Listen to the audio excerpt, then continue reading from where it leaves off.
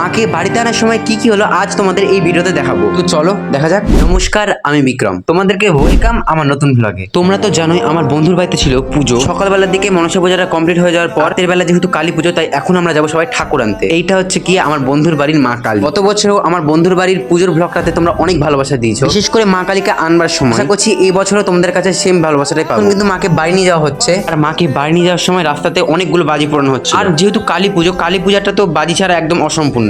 আদৃশ Mondal, hello আদৃশ। দাদা আমার নামটা নিও, আমার নাম বিক্রম। ও আমার নামও তো বিক্রম। হ্যালো বিক্রম। ও তো কথা বলতে বলতে মা কিন্তু নিজের বাড়ির সামনে চলে এসেছে। এতদিন পর যেহেতু মা বাড়িতে এসেছেন, তাই মাকে এখন নাচাতে নাচাতে নিজের মন্দিরে নিয়ে যাওয়া হবে।